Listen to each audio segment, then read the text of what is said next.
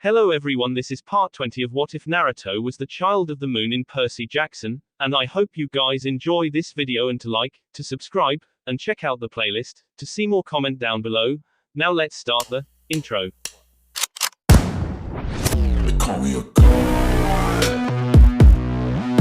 They call me a god. They call me a god. A hunter stood at the other side of the creek planting a large orange flag on the ground. She kept a blank expression on her face like she had expected this to happen. Well, she has almost right. She looked over to the activities director who stood at full height. The usual frown on his face was gone when he announced the winner, making which was weird for her, but she pushed that thought aside. But then, a look of shock was slowly made its way to her face as the victor was announced. For the first time in 56 games, Chiron couldn't help but grin and beam proudly at the campers. Camp Half-Blood wins. What? Zoe protested, losing her composure. I clearly crossed the boundary first. A chill ran up her spine as she heard the voice that infuriated her. Yeah, you keep telling yourself that. He spoke from a tree on the other side of the creek. Zoe turned to see Naruto leaning on the tree's trunk like he was there ages ago. There was the silver flag right beside him, planted on the ground the way she did. At the centaur's declaration, the silver flag shimmered and turned into an orange flag. She turned to where she last saw him and confirmed that he was no longer there. What she saw was two demigods jogging to catch up. How did you? She couldn't form the words. But you were.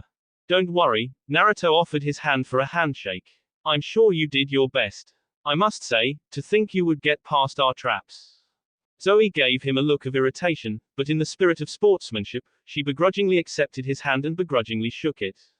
Even I have to admit your team was more or less more organized this time, Zoe grumbled out. But mark my words, this changes nothing. A small smile graced Naruto's lip. I know, I still have a lot to prove and all that, story of my life. The last part definitely piqued the lieutenant's interest. She was curious as to what he was talking about, but before she could ask, the rest of the campers converged upon their location and as a group, raised Naruto up in the air. Even Chiron and Kakashi came to join in the celebration. That was awesome, Connor praised. Yeah, he was like whoosh and then he was whoosh. Nico gestured, earning chuckles from the other campers. Well, Kakashi spoke up. I never thought I would see that jutsu again. What do you mean? A Naruto clone walked up to Kakashi as they watched the original get tossed into the air. The Hiraishin no Jutsu was my sensei's signature jutsu, Kakashi explained. It gave him the moniker, the Yellow Flash. Otozan really was awesome, wasn't he? The clone said. Kakashi's eyes widened. You know. The blonde nodded. My adoptive mother told me. The goddess? Kakashi asked, earning another nod from the blonde. I suppose there was nothing wrong with her telling you. You had the right to know anyway. Over at the hunter's side, Phoebe walked over to the lieutenant and asked, Is something the matter, Zoe? Zoe shook her head. She was almost starting to think that they shouldn't hate their mistress's son just for being a boy, but she caught herself. That kind of thinking was absurd. All boys were the same, right? Naruto Uzumaki, huh? She mused to herself. Did you say something, Zoe? Phoebe asked. She just shook her head. She watched the campers lowered the blonde so that the puppy the hunters saw earlier rushed to attack Naruto with a face full of slobber. Speaking of that little dog, they never got to ask the blonde where he got the puppy. The little scamp really reminded them of their own dire wolves that they trained. It was then that the cheering was replaced by the puppy's growling as the sound of eerie footsteps echoed through the woods. At first, everyone thought it was an intruder, and I know everyone will say that they wouldn't be able to get past the camp's magical barriers, but ever since that last incident, they couldn't be more cautious. I'm thinking this kind of thing hasn't happened before. Kakashi asked as he brought out a kunai ready to fight when they saw the silhouette of the supposed intruder. No, she has never left the attic before, Chiron shook his head. No one in camp has ever heard him sound this nervous before. This is impossible. The campers dispersed to give Naruto some room to draw his own weapons. That was when the origin of the footsteps came into view. It was the withered mummy that held the Oracle of Delphi, surrounded in the green mist that anyone who had gone on a quest is all too familiar with. She shuffled forward until she stood in the center of the group. I am the spirit of Delphi, a voice said. It was unmistakable that the spirit's host was staring straight at Zoe. Approach, Seeker, and ask. Artemis Lieutenant stepped forward and swallowed a lump that had formed in her throat. What must I do to help my goddess? Vague images of a barren peak flickered to life in the mummy's background. Naruto's mouth hung open. The landscaping looked all too familiar. He saw his mother in the same place where Luke had left Annabeth. This time she was wrapped in golden chains fettered to rocks. She was on a knee, her hands raised up supporting a weight that none of the viewers could see. 6 shall go west to the goddess in chains. 1 shall be lost in the land without rain. The bane of Olympus shall show the trail. Campers and hunters combined prevail. The Titan's curse must one withstand. And 1 shall perish by a parent's hand. The whirlpools would break the chain. To save them from the terrible fates. As she said the final words of her prophecy, the serpentine mist retracted into the mummy's mouth. The mummy's feet gave way like it never had the strength to carry the body in the first place. It plopped itself down on a rock and turned as stiff as anyone would find her in the attic. The big house is attic. Bonk. Geez, Percy. Be careful. Grover scolded. Be careful or we won't be getting prophecies anymore, Naruto added. Sorry, Percy said as the boys set her down to inspect for damages. Did I break anything? Nothing looks broken, Grover answered. Phew. Percy sighed in relief at the satyr's answer. Answer. The boys lifted the body once more and hauled the mummy, setting her down on her tripod stool. Who knew a dead body could be so heavy?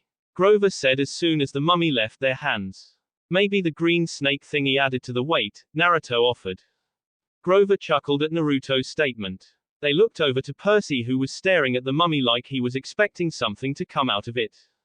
You okay? The satyr asked. Percy tried for a smile. Yeah, I was just wondering why we got stuck carrying the mummy. Well, for starters, the others were too shaken to do anything, Naruto said. Yeah, but still, Percy struggled to form the words. You were expecting the quest to go to you, aren't you? The blonde asked. How did you? The son of Poseidon began, but the answer came to him. I suppose after everything we've been through together, being able to read me would be easy. Oh, you know it. Grover said with a thumbs up. So, what are you thinking about?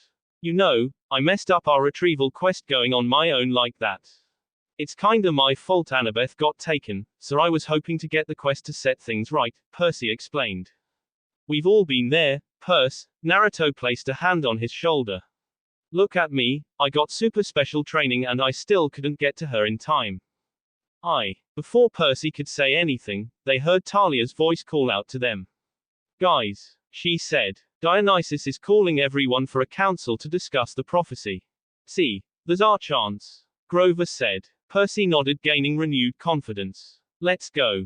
Rec room. Talia led the boys to the room where the council was going to be held. The ping-pong table in the room was used as a table for the counselors. Mr. D supplied the snacks and refreshments. There were crackers, cheese whiz, and several bottles of wine. Just like the other times, Chiron had to remind him of his restrictions and that almost everyone was underaged. Mr. D sighed, but in the end, he relented and turned the wine into Diet Coke, his go-to drink while he was in exile. He and Chiron sat on one side of the table. Zoe and the hunter from the game, Kate, took the other end.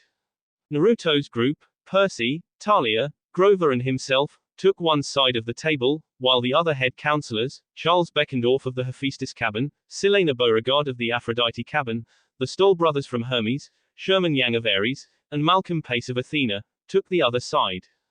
Cheese whiz. Grover cheered as he saw the snacks on the table. He took crackers and ping-pong balls, sprayed them with toppings and threw a bunch of them in his mouth. This is pointless. Zoe began the council on a happy note. We cannot waste time here talking. Artemis is in trouble. We must leave at once. And where do you propose we go and save her? Chiron asked. West, of course. It was Kate who answered the question. You heard the prophecy. 6 shall go west to the goddess in chains. We'll take 5 hunters and go. That's barely a location. Malcolm countered. The west is huge. Do you know where in the west to look? Kate couldn't find the words to answer. You forget that we have the best trackers there is, Zoe defended her sister. We will find her. Even so, you're missing another crucial detail, Talia said. Campers and hunters combined prevail. We're supposed to do this together. No. Zoe shot Talia down. The hunters do not need thy help. Fine. She snapped. You want to go against the prophecy, then be my guest. Naruto placed a hand on Talia's shoulder to calm her down. I hate prophecies as much as the next guy, but I was told that going against prophecies tend to cause bad things to happen, Naruto said. Or do they? Maybe prophecies go wrong because you follow them to the T, Mr. D offered. Take this one for example, what if you fail because you try to cooperate? Mr. D, Chiron sighed. With all due respect, whose side are you on? The said god raised his eyebrows. Sorry, my dear centaur. Just trying to be helpful. Look, Zoe, I'm afraid we have to work together. We can't afford to go against the prophecy. This is my mother we're talking about, Naruto said. She grimaced, but she decided not to argue. She knew they were right. In any case, we must not delay this quest, Chiron said. Today is Sunday. This very Friday, December 21st, is the winter solstice. Oh joy, Dionysus muttered. Another dull meeting. Artemis must be present at the solstice meeting, Zoe said. She has been the most vocal on the council arguing for action against the Time Lord's minions. If she is absent, the gods will decide nothing, and we lose another year for war preparations. Are you suggesting that the gods have trouble acting together, young lady? Mr. D asked. The council watched the exchange with bated breath. They were honestly scared for the lieutenant, not that they care what happened to her. They knew gods are very temperamental beings. They may or may not take the words you say too happily. Although, at this particular instance, Dionysus wouldn't do anything, lest he risks the wrath of Artemis. Mr. D just nodded and everyone released their breath. Just checking. You are right, of course. I must agree with Zoe, Chiron said. Her presence in the council is very critical, but we only have a week to find her. And possibly more important than this quest itself, we must find the monster. Now we must decide who must go on the quest. 3-3, Percy said. An even split. 3 campers and 3 hunters, that's fair enough, Naruto added. Zoe grunted. I would prefer to take all the hunters. Here we go again, Naruto muttered under his breath. Chiron gave Naruto a look and began speaking. Now Zoe, remember what your mistress would say, something along the lines of, too many hunters spoil the trail. You will have to move quickly tracking this bane of Olympus. A small group would be best. I suppose you are correct. Zoe studied a ping-pong paddle laying in front of her. This monster, I have hunted at Artemis' side for millennia, and yet I have no idea what this beast might be. You don't think the monster might not be from this dimension, do you? Malcolm offered. What do you mean? Zoe asked. I mean, Naruto is part of the quest if the spiral thingy on the back of his shirt is any indication, and he is a what did he call it? A Jinchuriki. He spoke. Naruto nodded and all eyes fell on him. What are they talking about? Kate asked. Well, TL, drive, consider me a jailer for the beast as massive as a New York skyscraper, maybe even taller, and so powerful that it can cause disasters with every swing of its tail, Naruto explained. You have a monster inside you. Kate frowned. Why didn't you tell us?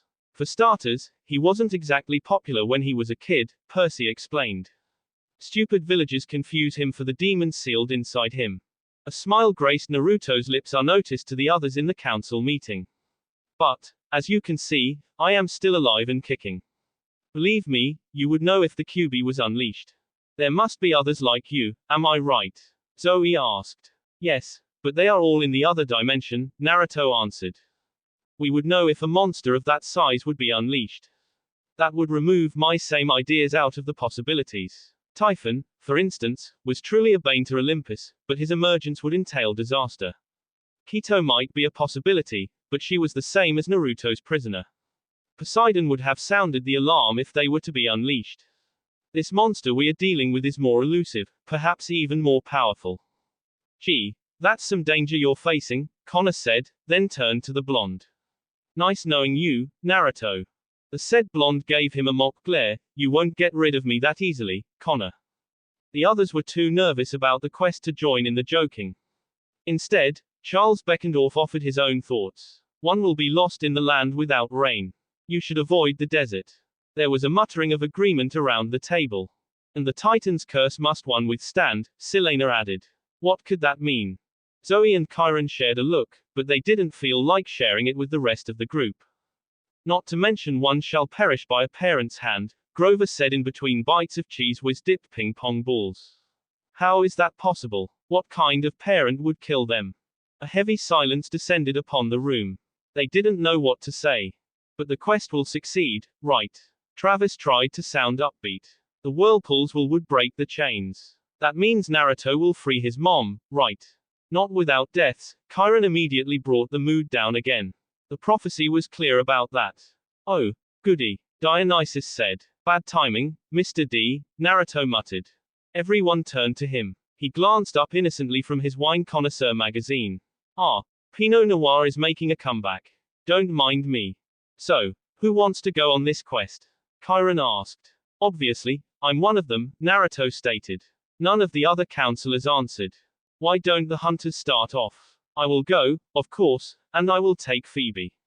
She is our best tracker, Zoe said. The one who hit me in the head? Connor asked. She nodded. Yes, why? Oh, nothing, Travis said. We just want to give a peace offering. He held up a big silver t-shirt that said Artemis the Moon Goddess, Fall Hunting Tour 2002. It had a long list of national parks and other stuff underneath. It's a collector's item. She was admiring it. You want to give it to her?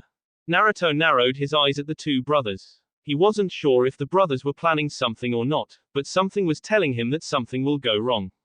He decided to trust the brothers for now. This was no time to be pulling pranks, so he figured the boys were sincere. And our last member, I wish Bianca to go, she finished. But she isn't even a hunter. Selena argued. No, but the offer is still up, Zoe said. Perhaps this quest will persuade her to join us. HMP, you can't accept the fact that she denied you the first time, Talia scoffed. This is my condition, Zoe said with finality. Either take it or forget about working together. Chiron sighed. All right, I guess we cannot argue about that. Naruto, will you look after her? I got it, Chiron, Naruto said. Right, the centaur nodded. What about the campers? Who will accompany Naruto? Me. Grover stood up so fast he bumped the table, knocking over some cans of Diet Coke. He brushed the cracker crumbs and ping-pong ball scraps of his lap. Anything to help Artemis. I think not, Sata. You are not even a half-blood. Zoe shot him down. But he is a camper, Zoe, Talia argued. He's got Sata senses, and he can play the tracker's song. Right, Grover. Oh, absolutely, the Sata nodded vigorously. Zoe didn't argue further. Apparently, she found the idea acceptable. She was willing to go that far to increase their chances of finding their mistress. And I will go too, Talia said. Whoa, wait a second. Percy said, realizing that they have reached their quota. I want to go too. Oh, I forgot, Grover said, finally getting light of the situation. Percy has to go. He should go in my place. Absolutely not, boy. Zoe countered. I will not have the hunters travel with a boy again. You traveled here with me. Percy countered. That was a short-term agreement, the huntress argued. It was a direct order from our goddess. In this instance, our goddess does not have such orders, thus I will not travel with the likes of you. Naruto and Grover are part of this quest. Percy argued back. It cannot be helped. Naruto is part of this quest. And the Sata is more goat than human, so I can allow him to stay. Percy grits his teeth, but I have to go. I need to be on this quest. Why? Because of thy friend, Annabeth? Zoe asked. Everyone was looking at Percy now.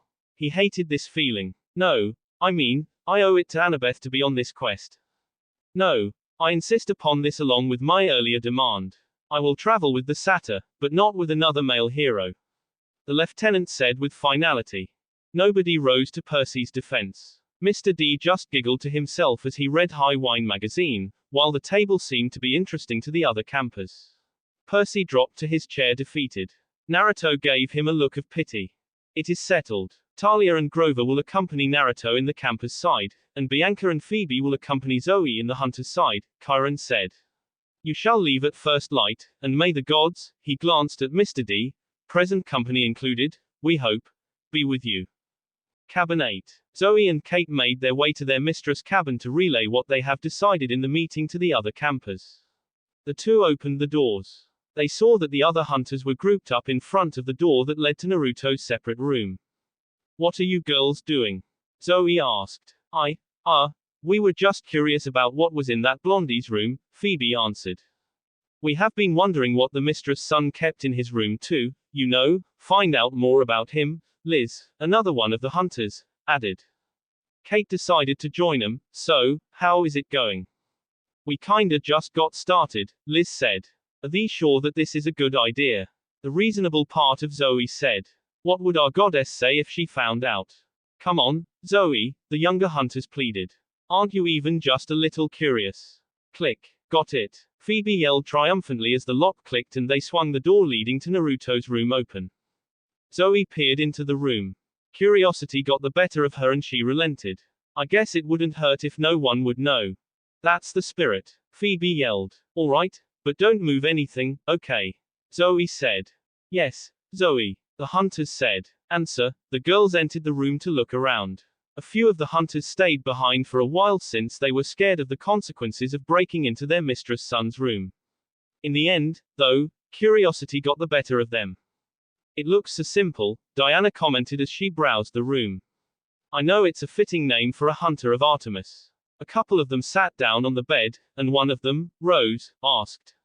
I got to complain to Artemis about this. We should get a bed as soft as this even if it's just the mattress. Don't bother, Adrian, one of the older hunters said. We barely come here anyway. I guess you're right, Rose answered back. HMMP, I think the girl is too far gone, Adrian commented as she stared at the picture on Naruto's nightstand. The photo was of Naruto and Annabeth standing in front of the Lincoln Memorial. Naruto had an arm around Annabeth, while the latter had gingerly placed her arm on the boy's waist, but not without a blush on her face. The boy had gotten to her before we could. The hunters shook their head at that statement. They were really looking forward to the new additions. But alas, that wouldn't be the case. On a happier note, Karen, another hunter, said holding out the blonde's signature jumpsuit. That earned a few snickers from the other girls. Hey, he would look stupid in this jumpsuit. What's this supposed to be? Lyra asked pointing to a green vest propped up on a mannequin. I don't think I have ever seen clothing like that before, Phoebe said. It is probably from where he came from, Zoe answered the question on everyone's minds. From what country is he from? Kate asked. Zoe shook her head. By where he came from, I mean from the world he came from. He is from another world. The newer hunters gasped. But how did he? Our mistress brought him here to our world after one of her visits to that place, Zoe explained. She hasn't broken her oath, has she? Finally one of them asked the question even the older hunters didn't dare to ask. The older hunters scolded them, but Zoe raised her hand. It is a fair question, but to answer it, no, she hasn't broken her oath. It is a long and complicated story, but now, that boy has our mistress' godly blood flowing through his veins. They didn't get a chance to comment on Zoe's story as one of the older campers, Sophia, called out from the display case she was browsing. Hey, check this out. This got the attention of everyone, and even the girls sitting on the bed came forward to check out what they were looking at. What are they? Kate asked. They're spoils of war, Zoe answered. They are drops from the monsters he had fought in the past. They were able to recognize most of the spoils they could see through the glass. They could name the Minotaur horn, Hellhound teeth, Gorgon tusks, Manticore claws, you know the works. But there were some that the girls didn't recognize. What are those pieces of metal doing in his trophy case? Diane asked. That is probably Lord Ares' sword, Phoebe answered. How did it get a hold of it? Kate asked. It was from the time they fought the god 2 summers ago, Phoebe answered. It was from that boy's first quest. How about this skull? Diana asked pointing to a weirdly shaped skull. I don't think I have seen this monster before. It is the Kraken, Zoe answered. It is a massive monster that was slain by the hero, Perseus, with the use of the severed Gorgon's head. Oh. These words came from the mouths of the young hunters after Zoe explained. We have to give credit where credit is due, Zoe continued. It is an amazing feat to have done. She gritted her teeth after saying those words. Even she had to admit that this boy was a good strategist and warrior for a male that is. They would have to give him even just an inkling of respect. Though, they still do not desire any form of relationship with their mistress child. Well, that will be enough for today, Zoe finally said. I do not believe we have found anything that indicates we should worry about from him. Nevertheless, we should keep an eye on him anyway. You heard her, girls, Phoebe said. Let's go. There were groans from the ranks of the hunters, but they followed the orders nonetheless. One by one, the girls shuffled out of the room. After Phoebe closed the room, she remembered the meeting Zoe and Kate had to attend to decide the quest. So, what did you decide at the meeting? Zoe and Kate explained to them what was decided. What? Most of the hunters argued. We would have been fine on our own, Phoebe said. I understand, but Chiron was clear about us following the prophecy, Zoe explained. Besides, this could be our chance to persuade the young demigod. I suppose you're right, Phoebe said. We will do as you say, right girls? Grumbles and more groans came from the hunters, but they agreed nonetheless. Okay girls, it's lights out now. Zoe and I must prepare for the quest tomorrow. Right. Knock knock knock. Who is it? Percy asked as he lay on his bed sulking about the night's events. Yo, Percy. It's us, Naruto called out to the boy, followed by a bark. We want to talk to you, a bray from Grover followed after Naruto's earlier greeting. Oh. Hey guys, the son of Poseidon greeted his visitors. Come on in. The door swung open and the satyr came rushing in, apologizing profusely at Percy. Percy, I'm so sorry. I didn't know that you'd, honest. He started sniffling and prostrating himself on the cabin floor. Naruto came in following after the satyr. We were worried about you, Percy, Chiron said, lowering himself so as not to hit his head on the doorway as he entered. Yeah, you just ran off like that after the council was done, Naruto added. Gee, thanks, guys. Percy tried for a smile, but it was evident that he was still bummed out. And Grover, it's okay. I really am fine. The satyr's lower lip quivered, not convinced with what Percy was saying. Naruto placed a hand on his shoulder for reassurance. You don't have to worry, you know, Naruto said. With me, Talia and Grover looking, we're going to find Annabeth for sure. Percy just nodded, making Grover even more badly about his rash decision. Grover, Naruto, Chiron said. Perhaps you'd let me have a word with Percy for a while. Sure thing, sure, Naruto and Grover said at the same time. We'll come back later, Naruto said. Nobody needs a goat. Grover cried into his sleeve as the both of them. Oh, Grover, it's not that, Naruto said. Tell ya what, why don't we go to the camp store and get something to munch on? Tin cans, Grover said hopefully. Sure, why not? Naruto answered cheerfully. A few minutes later. Feel better now, Grover? Naruto asked as they walked back to cabin 3. The satyr nodded as he munched on a bag of tin cans. He wiped the crumbs of the can off his mouth and answered, I feel better now. Thanks, Naruto. Please understand, Percy, Naruto continued. He's not really mad at you. You really think so? Grover asked hopefully. Naruto nodded. He's probably just mad at himself, and maybe the Oracle for not giving the quest to him. I guess you're right. At that moment, they already made it to Percy's cabin and were waiting for Chiron to finish.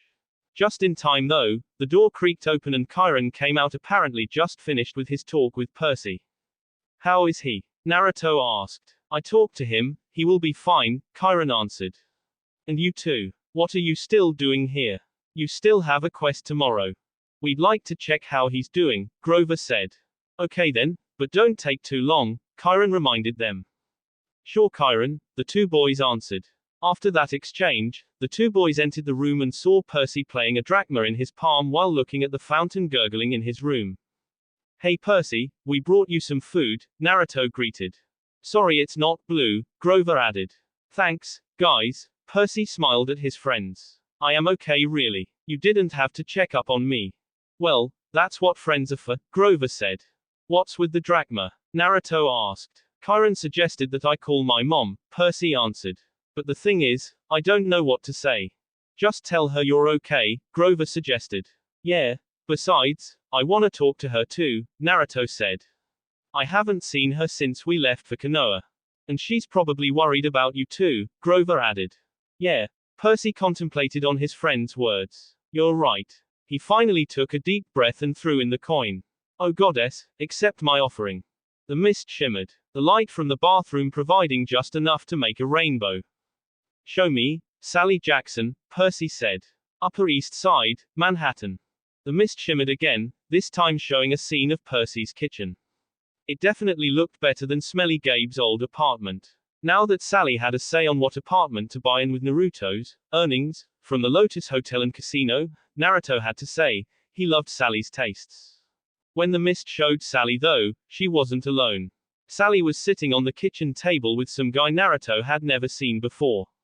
They were laughing hysterically. There was a big stack of textbooks between them. Naruto figured the man was about 30 years old with salt and pepper hair, wearing a brown jacket over a salt and pepper t-shirt. The three boys stayed silent. Percy was too stunned to say anything, while Naruto didn't want to ruin the moment. Sally, you're a riot, the guy said. You want some more wine? Ah, I shouldn't. You go ahead if you want. Sally answered. Actually, I'd better use your bathroom. May I? The guys asked. Down the hall, Sally pointed, trying not to laugh. He got up and left. The boys took that moment to call the woman's attention. Mom. Sally was startled at the sudden noise. She jumped so hard that she nearly knocked over her stack of textbooks. She focused on the mist and was able to recognize the three boys. Percy. Oh honey, is everything alright? And is that Naruto and Grover? Hi, Mom. Naruto greeted, almost pushing Percy out of view. I'm back. Sorry I didn't call. A lot of things happened. Oh, that's okay. Sally waved him off. What's important is you're okay. Hey, I am trying out a recipe for your favorite ramen Percy's been telling me about. How about I cook some for you when you come back? Naruto had stars in his eyes. That would be great. I'm sure it would be awesome. Take care now, okay? Yes, Mom. You too. Mo. Percy tried to say, but his mom was on a roll. And Grover? Sally said. Yes, Ms. Jackson. The satyr asked. I hope my boys aren't causing too much trouble, Sally said. Hey, Naruto protested, but it fell on deaf ears. Oh, not at all, Ms. Jackson, Grover answered. They are really energetic, and are a huge help in camp too. That's good to hear, Sally said. Please watch over them for me. Will do, Ms. Jackson, Grover nodded. Mom. Percy finally had gotten a word in. Oh sorry, Percy, Sally said. What is it that you needed?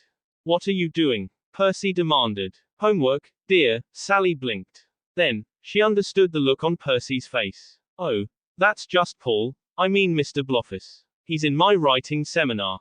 Naruto elbowed the boy. It's Bloffus, Percy, Sally corrected. Now tell me what's on your mind. Percy narrated everything that happened ever since she dropped him off at military school to help Grover. She told her most especially about Annabeth, and Naruto coming to their rescue just in the nick of time. He also added that Naruto is setting out to look for her in the morning. Sally's eyes welled with as Percy told her the story.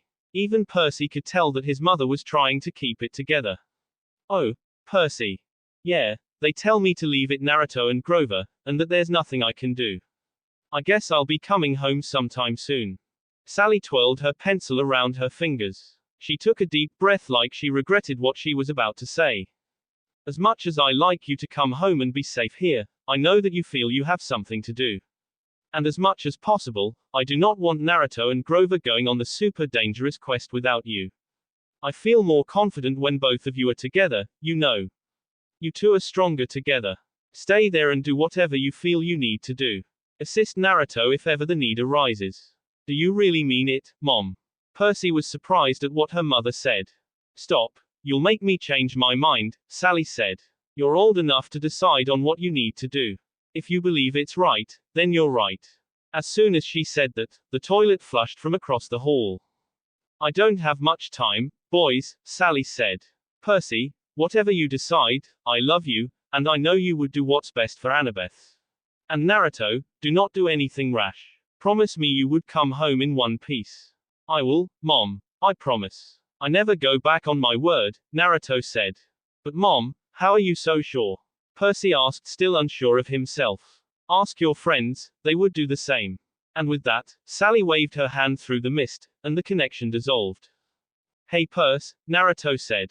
I know you really want to go, and I see one more chance for you to come on the quest with us. Though it's not right off the bat. What do you mean? Percy asked. You know, the shirt that the Stoll brothers wanted to give. Naruto pointed out. I was too focused on the quest to notice, but I have a bad feeling about that one. That's my ticket to the quest. Percy asked. Just be ready tomorrow, Naruto winked. And if worse comes to worst, get blackjack ready. Are you sure it's a good idea to feed him ideas like that? Grover asked. He'll be fine. Naruto waved off the satyr's concern. You heard what Mom said, right? I hope you know what you're doing, Percy, Grover said.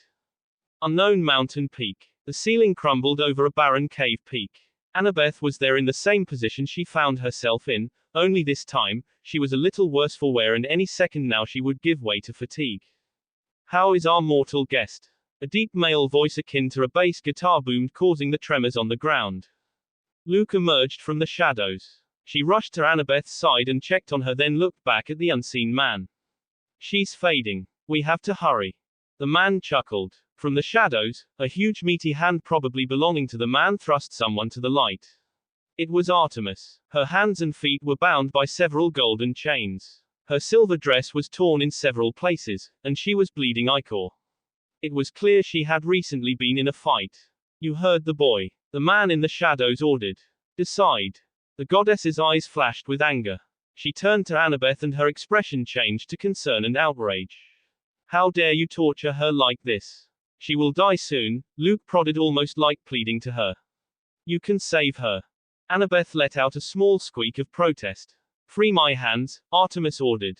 Luke brought out his sword, Backbiter, and with one expert strike, he broke the goddess's handcuffs. She ran to Annabeth's side and took the burden. The latter collapsed on the ground, shivering and coughing. Artemis staggered, trying to support the weight of the black rock on her back. Predictable, the man in the shadows chuckled. And easy to beat. I was surprised, Artemis gritted her teeth. It will never happen again. With what is happening now, it will not happen indeed, since you are out of the way for good. The man countered. I knew you could not resist helping a young maiden. That is after all your specialty. I am wondering though how you got that little son of yours. Perhaps you cannot call yourself a patron for maidens anymore. That is none of your business, you ugly swine, Artemis snapped. HMPH, still feisty despite your predicament. No matter, the man turned to Camp Half-Blood's traitor. Back to business. Luke, you may kill the girl now. No. Artemis yelled in defiance despite the load on her back. Luke hesitated. Shush, she may yet be of use to us, sir. Further bait. Bah. You truly believe that? The booming voice said disbelievingly. Yes, General. They will come for her for sure. Especially this asterisk asterisk asterisk asterisk asterisk asterisk asterisk son. Who are you calling asterisk asterisk asterisk asterisk? Artemis snapped. Mark my words, they will come for you. The man is the shadows merely chuckled. Who? A puny human from the elemental nations and your loyal lieutenant over the years. You better watch your back and not underestimate them. Artemis shifted the weight on her back. It might bite you later on. It is your choice to keep holding on to false hope. The man waved her off. Fine, then Luke, as you wish. The Dracaeni will guard her here, assuming she doesn't die from her injuries. Now then, we must greet the hunters going on their quest. The next morning. That was the worst dream he had as of late. He hated being powerless, not being able to do anything despite seeing the objects of your fury with your own two eyes. All he could do was clench his fist, grit his teeth, and shout his mother's and Annabeth's name even though they won't hear him. Oh, he wanted to beat Luke so bad, and this man in the shadows, he wanted to gut him so bad and scatter his entrails to the pit in the underworld. Nevertheless, he felt pumped this morning. He felt motivated to go and rescue his mother. He felt as if nothing could stop him. Answer, there stood Naruto at the crest of Half-Blood Hill waiting for the other members of the quest to arrive. He woke up today in the Athena cabin extra early today just because of that stupid dream. Fun fact, the Athena cabin won the bet last night after the capture the flag game last night. They were able to subdue more of the hunters last night, thus getting the honor of hosting Naruto for the night. The other cabins complained about not being able to do the same due to recent developments, but what can you do? Anyway, I've strayed far from the subject long enough. Due to the extra hours, he was able to get his daily workout in and shower. He wondered though if Zoe saw the same dream he did. No matter, they will get everyone back. He stood leaning at Talia's tree, relaxing beside his little puppy and the new guard dragon for the Golden Fleece. They watched the sunrise into the horizon, well Naruto was anyway. His two companions were snoozing happily beside him. Having ADHD sucks. His morning rituals zoomed by so fast that he didn't even notice the time go by, but when he started waiting, the time slowed down drastically. Why did I have to wake up so early? Naruto muttered to himself. I'm surprised you're here ahead of the others, Naruto, a familiar voice said. Naruto looked up to see Kairon, Kakashi, and Argus walking up to him. Oh. Hey guys, he greeted. I'm surprised my tardiness hasn't rubbed off on you, Kakashi commented. Are you kidding? Naruto chuckled. I hated that about you. I'm surprised you're up early, Kakashi-sensei. Tired of coming up with lame excuses. Being an instructor here necessitated a change in old habits, Kakashi explained. You better have changed, Kakashi-sensei, Naruto said. 'Cause I'm not the only prankster here this time around. I know, Kakashi nodded. In any case, Kairon interjected. What was on your mind, Naruto? You looked like you were deep in thought. Naruto looked down with sadness in his eyes. Oh, yeah, you see, the thing is. The blonde didn't see it necessary to hold back the limited information he saw from his dream. As he narrated, Talia and Grover came over to their meeting place and were able to listen in on Naruto's story. Naruto, Kakashi looked at his former student with pity. To think Luke would go that far and hurt Annabeth despite everything they've been through, Talia said. I'm sorry, Talia, Kairon tried to sound upbeat. He was never the same after you died, Grover said. Especially after he came back alive from his failed quest, Kairon added. Then, all the more reason for us to stop him, right? Talia said. Are you sure you can do this, Talia? Naruto asked. Can you really face Luke? Don't be absurd, Naruto, Talia answered, but she didn't sound sure as well. Of course, I can. Naruto took Talia's hand for support. Talia returned the gesture and smiled. The next to arrive were the newest additions to camp, Nico and Bianca. Hey, guys, I'm not too late, am I? Bianca said. Oh, not at all, Naruto said. Surprisingly, you're not the last one to arrive. You would think the hunters would arrive here first, but no, Talia said, clearly not amused about the hunters. You don't think they left without us, do you? Grover suggested. Naruto shook his head. They wouldn't risk going against the prophecy, especially since some deaths are involved. You really think so? It was Nico who said that. If deaths are involved, I don't think I want Bianca to go. You don't have to worry about a thing, Naruto reassured the small boy. Your sister is going with a bunch of powerhouses. There's me, Talia, and Zoe. Hey, what about me? Grover protested. Oh yeah, 3 powerhouses and Grover, Naruto joked. Hey, just kidding, Naruto chuckled. Point is all of us are here to watch over your sister, and this would be a good learning experience for her. Really? You promise? Nico gave him puppy dog eyes. When you look at me like that, it's hard to disagree, Naruto smiled. Alright, Nico grinned. You're the best, Naruto. Oh, I wouldn't go that far, Naruto answered, but clearly, he was pleased with himself. This isn't the kid on my Genin team anymore, Kakashi smiled under his mask. After that, Naruto gained an irritated look. They've been gone too long now. I better go down there and get them. Do you think it's a good idea? Grover asked, remembering the punch they gave him for stalking. We'll be late if we wait any longer, Naruto reasoned. Okay, if you say so, Grover said. Answer, Naruto trudged down to his mother's cabin. As he got closer, he noticed that the lights were turned on and a tall figure was walking back and forth as if she were agitated. He decided not to ponder on it any longer. Knock knock knock. Somebody, go get the door. It was Zoe's voice coming from the inside of the cabin. She was more angry rather than agitated when Naruto heard the voice. Then, the door creaked open. It's only Naruto. The one who opened the door yelled to the rest of the hunters inside. It was Kate. She then opened the door fully and greeted the blonde. Hey, Naruto. Zoe'll be up there in a sec. Is something the matter? Naruto asked. Zoe and Phoebe are taking longer than we were expecting. Oh, yeah, about that. Zoe walked to the door. Oh, it's you. Take a look at what those boys did to her. Oh my, Naruto feigned ignorance. It turns out Naruto's gut instinct about the shirt the Stoll brothers gave the hunter last night. He chided himself for not doing something about it, but what is done is done. Percy will have his chance if he gets up any time soon. He looked over to Phoebe, who was laying on the bed. She was struggling on the bed like she wanted to scratch herself, like there she was experiencing intense itchiness. What happened? Naruto asked. It's because of this, Zoe said, shoving some gloves and the shirt into Naruto's arms. It's centaur blood, Naruto said after giving it a sniff. It's faint, but I can smell it. Yes, and now we just decided that Phoebe should not come with us on the quest anymore, Zoe said. Naruto sighed. One sec. What are you? Zoe didn't get to finish her statement. She only watched as Naruto walked away. She couldn't see what was happening, but this is what she heard. Oh, hey Naruto, don't you have a, ow, ow, ow, Travis, run. Wah, ow, ow, ow, don't take us there. She frowned at what she was hearing. She wanted to shut the door right this moment, but Naruto came into view.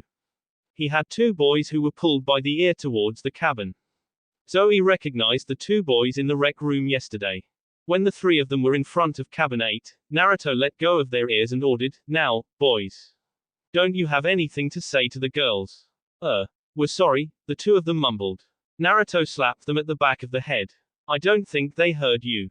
We're sorry. The boys apologized. Zoe didn't know what to say. Instead, she just gave her a tiny nod and was surprised that the blonde gave her a tiny smile back. The younger hunters saw this and returned his gesture, but the older hunters maintained the blank expressions on their faces. I don't think that is enough, is it, Zoe? Naruto, then, added.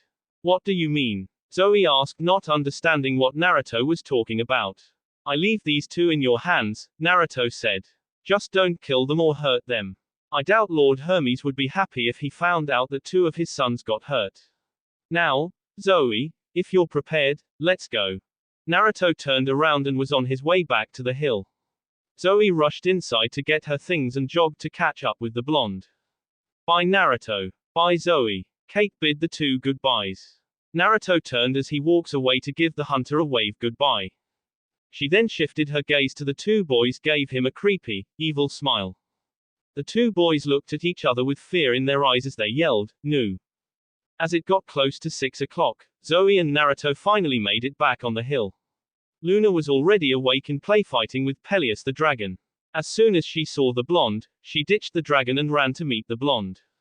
Naruto picked her up and snuggled her up close. As for the others, Grover was trying to play a tune on his reed pipes, which didn't help with Talia's mood. Bianca was sitting with her back against the tree with Nico falling asleep next to her. It took you long enough, Talia yelled back in irritation. Zoe was itching to answer back, but Naruto tried to defuse the situation. Now, it isn't their fault. What do you mean, Naruto? Chiron asked. Well, due to a couple of pranksters from last night, Phoebe fell ill, Naruto explained, earning groans from those who were present. Sound like you rubbed off on them, Kakashi commented. Whoa, Naruto denied it. They were already pranksters long before I came here. Well, what can we do? Chiron asked rhetorically. I suppose we could take Percy since he wanted to join the quest. I don't know about that, Bianca spoke up. I feel like we should not pick anybody else. Everyone stared at her, causing the new demigod to feel flustered. What? Why is everyone looking at me? She might be right, Zoe said. The prophecy did say we would lose one in the land without rain. I don't know, Grover shook his head. That can't be here. It might be. The camp does have magical borders to keep the rain out, right? Zoe reasoned. Naruto thought it through. Why, you don't have to listen to me, though, Bianca spoke up. I mean, I could be wrong. Nah, gut feelings are often right, Naruto said.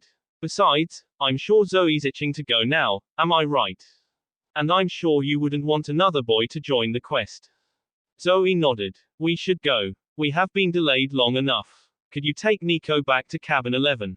Bianca pleaded. Leave it to me, my girl, Chiron said. Now, good luck everyone, and may the gods be with you. That will be it for this video. If you want more, comment down below, like, subscribe. And see you guys later.